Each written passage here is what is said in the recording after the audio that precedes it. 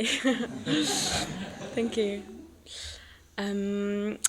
So yeah, like Ali and Ollie, I definitely can relate to this questing, and so I think I just want you to listen to my way of finding an answer or answers, many answers. So so I am Lithuanian, and yeah, I thought I'll start with my childhood. I was a very curious child. Yeah, a wanderer, or you would say quite, quite spaced out. I would just, spend a lot of time just kind of staring and observing and being quite weirded out by my aliveness, being alive. So I would have these weird moments, these like very turbulent pauses where I'd kind of stop and realize that I'm alive and I'm conscious, and that I can see, and everybody can see me, but I can't see myself. And what is that about? Yeah.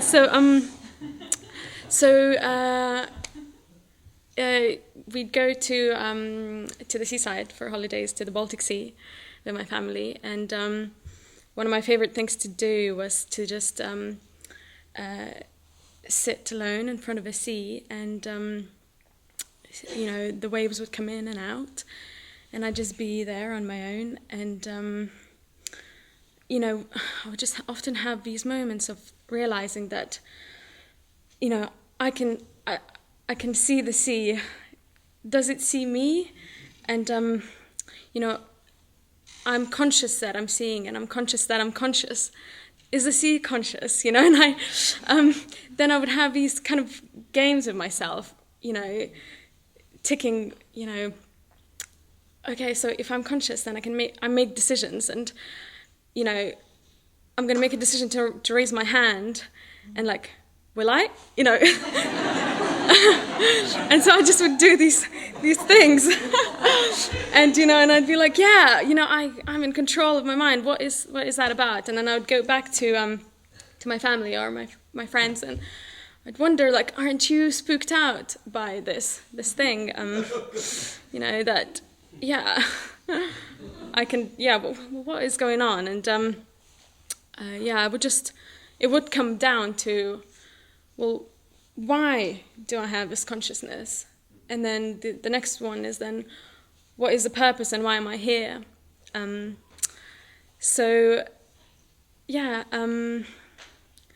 Anyway, so I started school quite early. I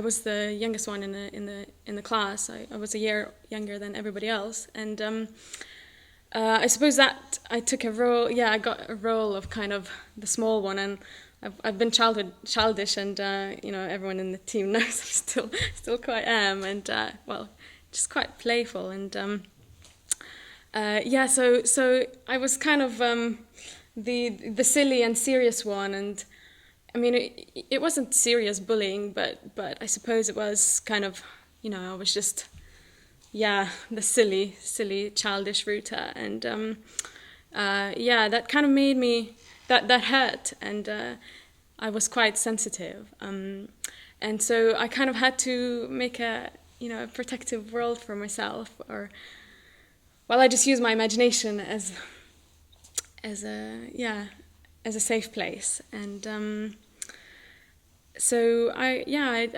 created my own worlds, and I remember it would take me like about 2 or 3 hours to walk back from school, because I'd walk, and I just always look down on the floor and try to find things that like I could put into my matchbox homes. I created these like blocks of flats from matchboxes, and people lived in there, and and I'd bring like these funny things. I mean, I was only like about 4 years old when Lithuania got out of Soviet Union, and yeah, you know, things like colored chewing gum was quite, you know, quite fascinating. So if I'd find some colored chewing gum stuck on the floor, I'd just I'd take it to my pocket, and then I'd take it to the matchbox, and yeah, so I'd be collecting all these treasures, and then I'd go back home, and with my mum, you know, we would have to do this thing of taking it all out on the table, and you know, she would say, like, do you really need to have, you know, all these rocks and you know, people's chewing gums, and yeah, so anyway, so you know, I just created my world, and I suppose in a way, yeah, I felt the world was not very safe, and I had to make my own safe place. And anyway, so when I was 11, this American family moved into my block of flats, and they were Baptist. It was a Baptist priest, and he had 6 children, and he was a missionary, so they came here to start a church. And yeah, he invited me to one of our summer camps, and you know, I would say yes for anything that's fun. And he was American, and you know, no one from anybody who was outside Lithuania was extremely interesting and fun. And he told me that American teenagers will be coming there. So you know, I thought, yes, wow. Other people, and not Lithuanians, and so yeah, I just went to this camp, and well, yeah, it was, you know, it was great, it was fun, but it was a Christian camp. It was quite proper. You know, we had Bible study, and we'd also have these skits performed by these teenagers, and then singing, and there would be a talk. Yeah. Actually, I remember one of the skits quite clearly, because I remember, you know, the teenagers were holding these square like boards, and inside the squares there were holes, geometrical holes, like a triangle, a circle, a square, and you know, they were. The skit was about how we tried to put the triangle in a circle and circle in a square, and you know, we just try, and you know, we don't fit the right boxes, you know, and in the end, of course, you know, Jesus died for us, and you know, he did this for us, and there is the answer, and the triangle is in the triangle. and yeah, and that was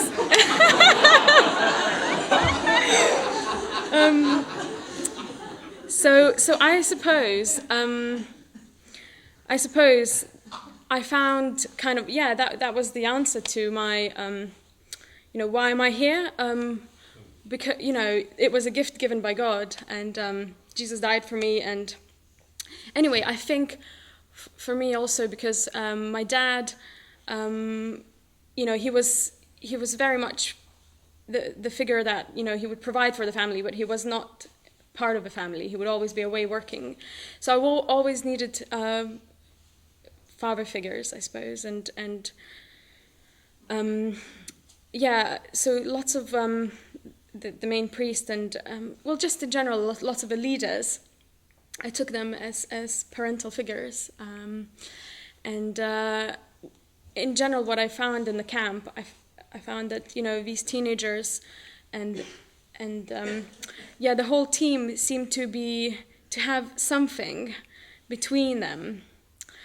And, you know, they all seemed to want to be better, and they were moving upwards, and that was held together by their ideal of God as the answer.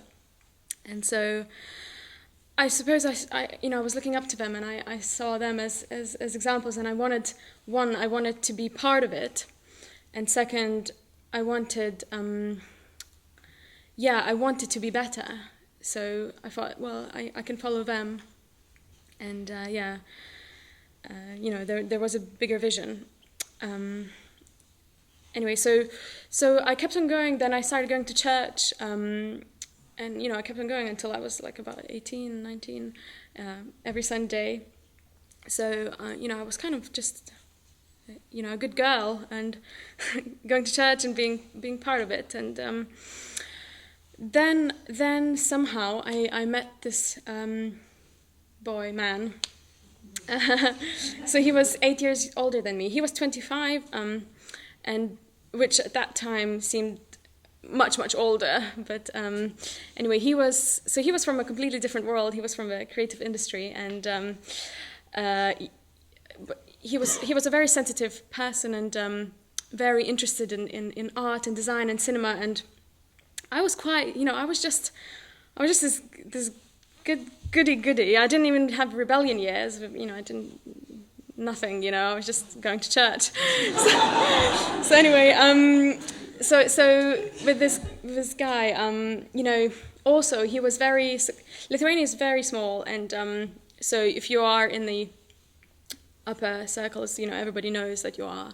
So he was one of them, but also he was very, he wasn't up about it, and I think that's why he liked me, because I didn't really know who was famous very much. I just, but anyway, some people who he knew, then I realized, oh, they're from TV and whatever. But anyway, so he kind of he introduced me to the world of art and film and design, and secondly, it was also the world of success and glamour and dining out, whatever. Taxis.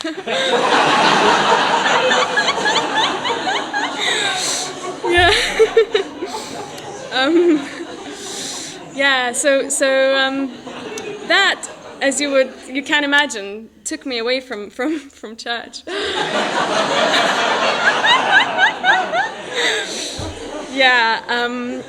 Although I did still go back, and now I'm reflecting on that, like, it was because I already probably could see through, going to these parties and trying to look beautiful, and everybody wanted him, kind of thing, and I was the chosen one, and and wanted to be beautiful and blah blah blah, part of that world, and then I guess Saturday night would come, and Sunday's my church day, and oh, actually, I want to go there. But I'd go there and I would feel kind of unclean, and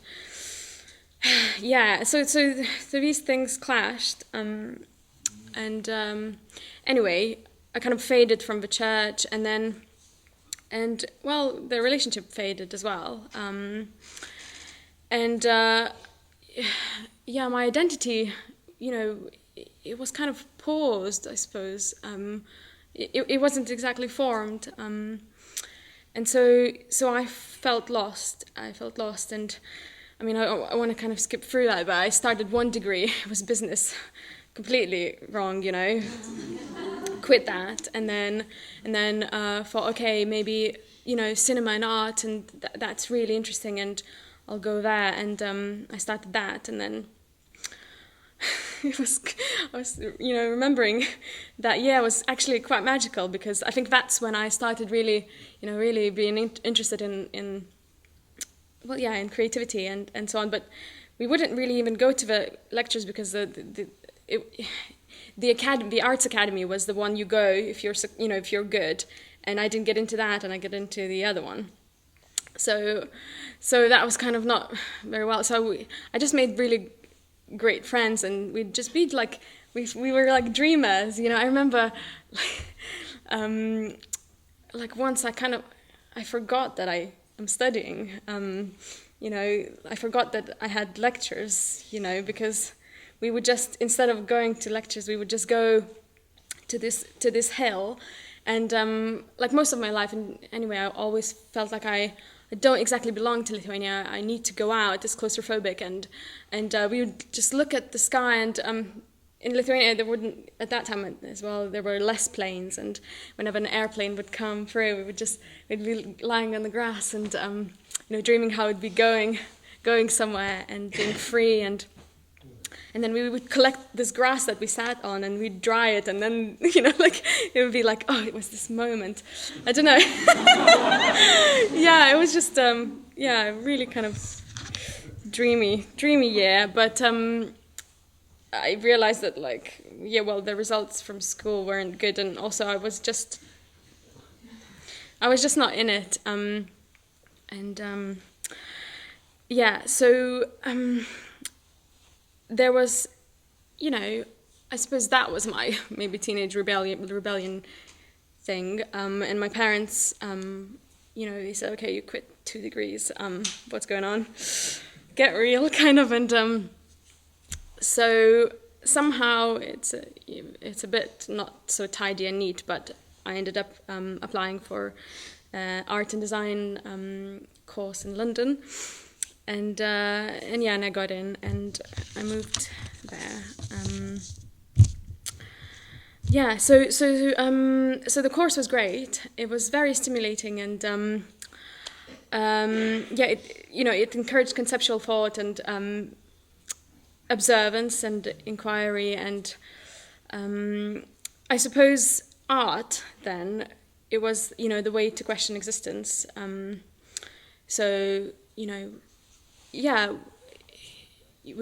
would be given briefs, but we could do whatever we want. It was very stimulating, but I suppose I had this kind of hole, and it wasn't, there were questions and they just weren't answered. I would still be this person in front of a sea and be like, well, what, why am I given this? And kind of, the God and so on is not, it sounds like a cartoon, so, but I still have this, really longing for meaning. I really needed to have a point, because so in art school, what tended to happen is that, you had to kind of be unique, and the way you needed to be special and to be interesting. Mostly, you kind of needed to be interesting, and I felt like, all of us are really trying to be interesting and really different, So we would have the same brief, and then we would come out with outcomes, and they would have to be different, and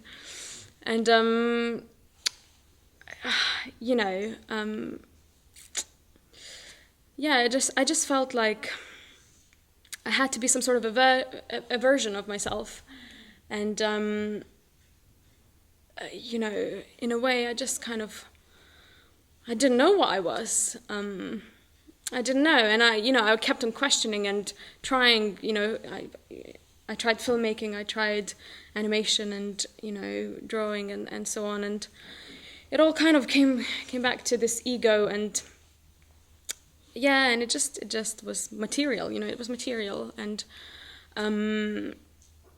anyway, so I graduated, and I did really well. I got the best grades, but in art world it doesn't matter, because what matters is your contact and your artwork, and if people like it or not. And anyway, it was more design related in general for me. So, so I graduated, and so that's when you kind of really are now a grown up, and that's when you get real, right? And I was just more lost than ever. I just kind of also I wasn't an accountant. I was kind of a bit of a designer, a bit of a filmmaker, a bit of a blah blah blah, and so I couldn't put myself in a societal box, but in a way I just felt like, well, I really don't want to, and also, okay, if I do, so I become this box, I become the graphic designer, and then I further my career, and then I meet the man, and then there's the family, the car, the next car, the house, the holiday house. I don't know, a boat? Like, yeah, and then you die. So like, at the end of it all, there's still death. That just felt, just my hands were down, because everybody around me seemed like, well, they are just, they're too preoccupied by finding a job and being successful, because your classmate will, or for your parents or whatever. And I just couldn't do anything. I even went to a few churches, because I thought, actually, like, maybe I need to meet people where I can be real or myself or something. And so I went to these churches, and it was great, but it's so it just didn't work. I just couldn't believe, I just couldn't be with them, and couldn't believe, that their truth. And so. So I just felt, I felt really thirsty for an answer. Okay, so, oh no, because that's the main bit that I wanted to talk. Okay, so I'll just try to do it in a minute. So I googled LBC, meditation. LBC came, and I signed on to a Life of Full Attention course. I think from the moment I stepped into that place, it all kind of, that's where it really began. Well, firstly, it was, the environment. You were allowed to really say how you are. Like people ask how you are, and I could be like, just not good, and that, but secondly, I got to learn that this is my mind, I got to learn about my mind for Life of Full Attention, and that my mind is, that's what makes reality, or, and that my mind is just, like you said, limitless, and and that I can transform my mind. And I just would like to end with that by coming, I really observed the teachers.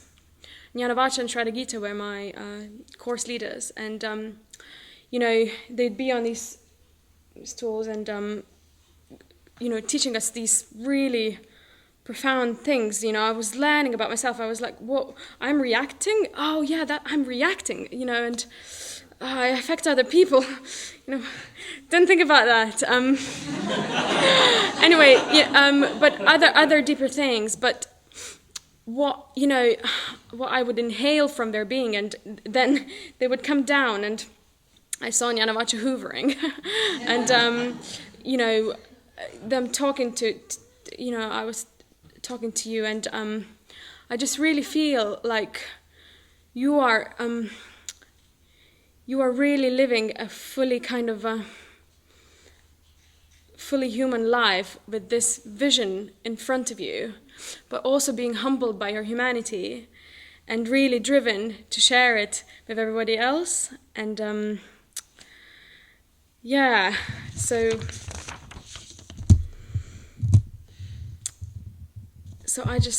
I feel like I found my guides, and I've already tasted that my mind can expand, and it can expand to the direction of wisdom and compassion intertwined, and I just feel really, really lucky, and I have found a meaning. I have found, and I still am questioning. Again, I'll go to the sea, and it is crazy, it's weird and magic, but that is it as well, that is it. So, yeah, that's why I'm a Buddhist.